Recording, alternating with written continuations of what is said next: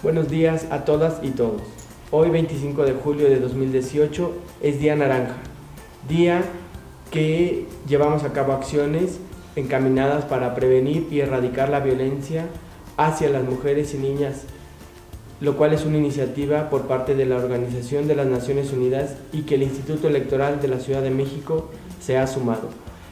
Debemos de saber que el fortalecimiento de la cultura democrática en la Ciudad de México es un tema prioritario para el Instituto Electoral. Por ello, tenemos el honor de platicar el día de hoy con la comisionada presidenta Nacheli Ramírez Hernández de la Comisión de Derechos Humanos de la Ciudad de México. Hola, muy buenos días. Muchísimas gracias, presidenta, por darnos este espacio, y nos gustaría iniciar con algunas preguntas, algunos comentarios relacionados a la violencia hacia las mujeres y niñas. Con mucho gusto.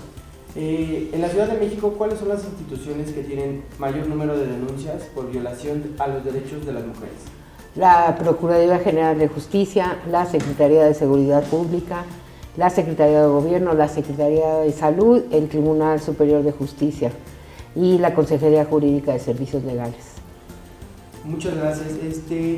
¿Cuál es la estadística de quejas por violación a los derechos de las mujeres y niñas en la ciudad? ¿Sabes si va en aumento o ha disminuido? No, de hecho va en aumento. Nosotros al día del 30 de junio del 2018 tenemos en trámite de investigación 1.618 quejas relacionadas con presuntas violaciones a los derechos de las mujeres. Muchas de ellas, la mayoría vinculadas a violencia.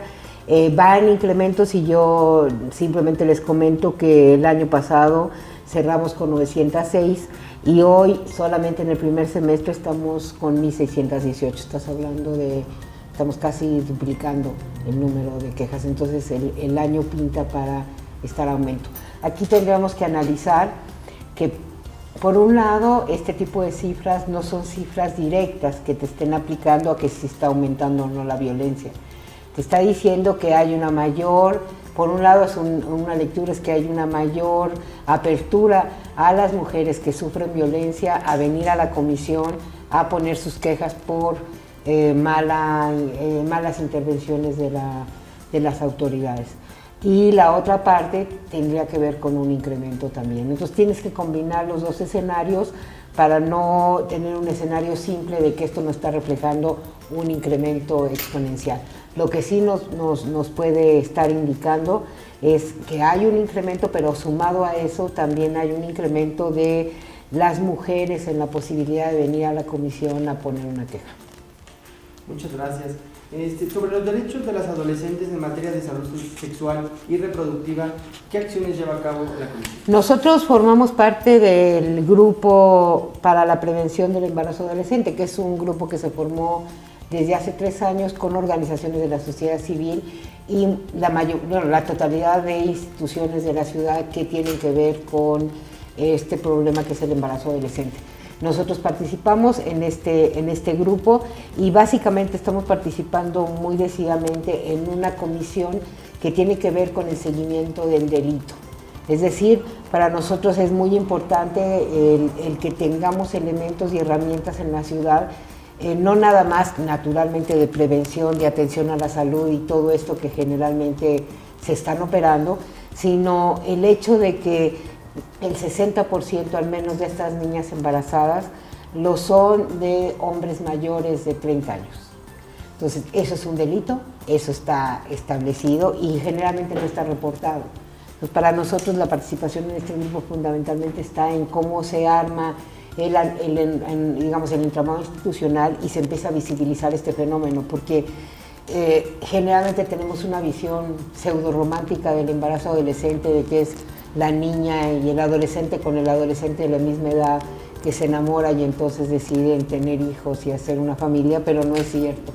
Estamos hablando que por lo menos en menores de 15 años la mayoría de ellas podrían estar acreditadas como víctimas de violación, ya que es un adulto teniendo relaciones sexuales con una niña. Okay. Bueno, usted comentaba, presidenta, que la estadística en las quejas ha ido en aumento. ¿La comisión ha generado acciones para prevenir esa violencia hacia las mujeres? A ver, nosotros nos sumamos a las acciones de prevención de entrada en la medida que hacemos promoción de derechos humanos. La violación digamos, la vida libre de violencia de las mujeres forma parte de un derecho humano establecido por las convenciones y todas las declaraciones y toda la lógica de visión. Las mujeres no podrán y no podremos tener garantizados nuestros derechos si no tenemos garantizado inicialmente una vida libre sin violencia. Entonces, la Comisión desde hace mucho tiempo se suma desde el programa de promoción y difusión a cuestiones que tienen que ver con la prevención de la violencia. Un elemento importante es que desde 2004 emitimos un informe especial, de hecho aquí les voy a regalar, para que lo tengan en la biblioteca, la compilación de los informes del 2013 al 2016. Nosotros empezamos en el 2004 con un informe sobre la muerte de Digna Ochoa, que tenía que ver exactamente con la violación de derechos humanos, lo que todavía entonces no estaba tan acreditado como hoy, que es la lógica de los feminicidios. Y con eso empezamos y cada año emitimos un informe. El año pasado fue sobre trabajo informal. Sabemos que en nuestra ciudad la mayoría del trabajo informal lo realizan mujeres y por eso el informe especial de esta vez fue establecido en eso. Entonces, de entrada aportamos en esa lógica. Hay que entender que la violencia contra las mujeres no nada más se da en el espacio privado. Estamos hablando de una violencia que se da en todos los espacios de vida de las mujeres. Un ejemplo, por ejemplo, ha sido a partir de este año con las elecciones, nosotros hicimos un acuerdo con el instituto y con el tribunal que permitiera primero la canalización igual de quejas para competencias, pero sobre todo tener y visibilizar la violencia política contra las mujeres, ¿no? Los espacios en los que se da y cómo cada uno desde nuestras atribuciones podríamos actuar. Y en esa parte tenemos esta lógica, si cada vez más, si antes apuntaba mucho a la vida privada, hoy se apunta mucho más a la vida pública, sobre todo porque la vida pública igual te interfiere en las lógicas de violencia en la vida privada, ¿no? Claro. Comisionada, existe, como usted bien sabe, la violencia simbólica y mediática hacia las mujeres. ¿Qué medidas realiza esta comisión contra ese tipo de violencia? De entrada, cuando hay algo que sea de interés de las mujeres afectadas, pueden venir y de hecho han venido a presentar quejas y dependiendo del ámbito, acuérdense que nosotros nada más podemos establecer investigaciones que tengan que ver con servidores públicos, realizamos investigaciones al respecto. Si es alguna radio pública, algún medio público, nosotros podemos acceder. Si no, lo que hacemos es finalmente trasladar la queja a las instancias correspondientes. En específico, por ejemplo, en este caso, al COPRED. Con ellos tenemos una muy buena vínculo de trabajo que permite que estas cosas puedan canalizarlas. La otra es llamar a la atención y sensibilizar al respecto, ¿no?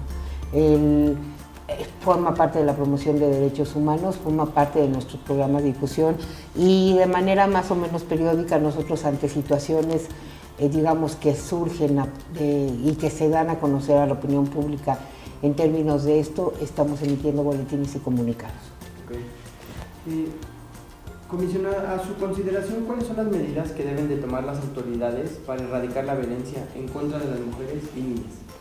Mira, yo creo que lo primero es tenemos avanzados en términos del armado institucional, cada vez hay mayor sensibilización, estamos hablando que las autoridades están teniendo, digamos, o incorporando en mayor medida la perspectiva de género, pero creo que uno de los elementos fundamentales, yo los utilizaría en dos. Uno, lo primero es la coordinación, ¿no? De repente las instancias trabajan de manera paralela en lugar de manera coordinada, entonces yo creo que es un elemento importante.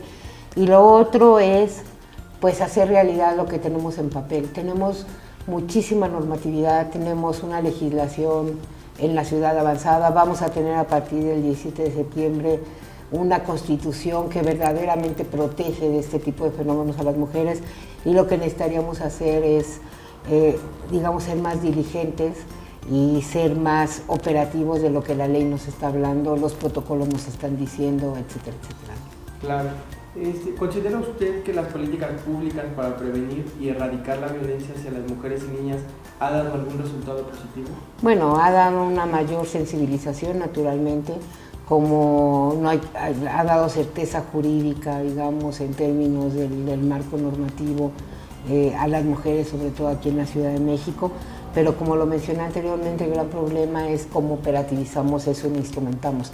¿Cómo hacemos para que cuando la gente llegue, cuando una mujer llame a un policía o llegue al Ministerio Público para denunciar o para acusar, el otro no se voltee y le diga básicamente pues qué hiciste para que te lo hicieran, o mejor no lo hagas porque vas a tener un proceso demasiado largo y entonces la carga de la prueba está en la mujer violentada, o la carga de la prueba todavía está en las mujeres para decir pues no hice nada para merecer que me golpearan, ¿no? O no estoy haciendo nada para merecer que me esté violentando, o no porque se me pega la gana andar en minifalda, lo que estoy es provocando la violencia de los otros, ¿no? Claro. Con relación al Congreso de la Ciudad y la Jefatura de Gobierno recientemente electos, ¿cuáles son las expectativas de la Comisión para prevenir y eliminar la violencia en contra de mujeres y niñas? Bueno, mira, yo creo que lo primero es que estamos hablando de, como te digo, de una ciudad que en referencia a otras entidades de la República tiene muchísimos avances. Tenemos de entrada, acabamos de presenciar el haber echado a andar una red de información que involucra a casi todas las autoridades que tienen que ver con violencia contra las mujeres, desde los centros comunitarios del DIF, las unidades de violencia de las delegaciones, como las Procuradurías, la Secretaría de Seguridad Pública y un armado institucional fuertísimo para crear una sola ventanilla, una ventanilla única que permitirá no nada más recuperar los datos de qué está pasando con la violencia en la ciudad, sino también ejercer con mayor eficiencia las políticas públicas, porque vas a tener información muy directa de quiénes son, por qué, en dónde están y qué es lo que está generando la violencia, y no están los focos rojos de violencia hacia las mujeres. Entonces yo creo que una parte de las expectativas es que iniciativas como estas, que además colocan a la ciudad a la vanguardia en el mundo, no hay ninguna ciudad del tamaño de esta ciudad, o sea, una mega ciudad, que tenga un sistema de información como el que se acaba de echar a andar. Un sistema que implicó años de trabajo, porque no se hace de un lugar a otro, estamos hablando de coordinación, y que podrá facilitar. Entonces esperamos que esas cosas se mantengan, y pues las expectativas son, acaba la jefa electa de anunciar la creación de la Secretaría de la Mujer, a pesar de que hay diferentes vertientes entre si es pertinente o no que sea secretaría. Lo que también es cierto es que la agenda va a ser la misma, y la agenda es la transversalización. Nosotros pensamos que, pues que si es a través de eso, si así se decidió en la administración, pues le está dando fortaleza a la agenda contra la violencia, ¿no? Y que pues en eso seguiremos. Claro. Por último, Presidenta, de conformidad con la nueva Constitución Política de la Ciudad de México, el Congreso de la Ciudad, el Gabinete de la Jefatura de Gobierno y las alcaldías serán integrados bajo el principio de paridad de género, es decir, que se conformarán 50-50, lo que representa una participación inédita de las mujeres en la toma de decisiones. ¿De qué manera esto impactará la protección de los derechos de las mujeres y los demás? Pues fíjate que no es automática. Yo creo que la presencia ahí por sí sola es una presencia que empodera. Básicamente, yo creo que si tú eres la mitad de la población, pues la mitad de la población tendría que tener presencia, ojo, no representación en el Congreso y en cualquier institución de poder. Si bien es cierto, las mujeres tienen un enfoque quizá diferente para abordar los temas en algunos casos, también es que no por sí solo es que la agenda se vaya a empoderar porque hay más mujeres que hombres o hay paridad. Yo creo que, te digo, es como un mensaje de empoderamiento, sí va a permitir que en algunas agendas hay otra perspectiva, ¿no? Que es importante, ¿no? Pero tenemos mucho que avanzar en eso. O sea, la paridad es un paso, es un logro, y sobre todo es un mensaje potente de empoderamiento. Pero te voy a dar un ejemplo aquí en la ciudad. 8 de cada 10 defensoras de la calle, en la calle, las mismas que van y hacen su paro en la delegación porque no ha llegado la basura, las mismas que hacen y trabajan todos los días y paran en la calle porque no está el agua o hay un exceso de cobro en las pipas o no han llegado, esas 8 de cada 10 son mujeres.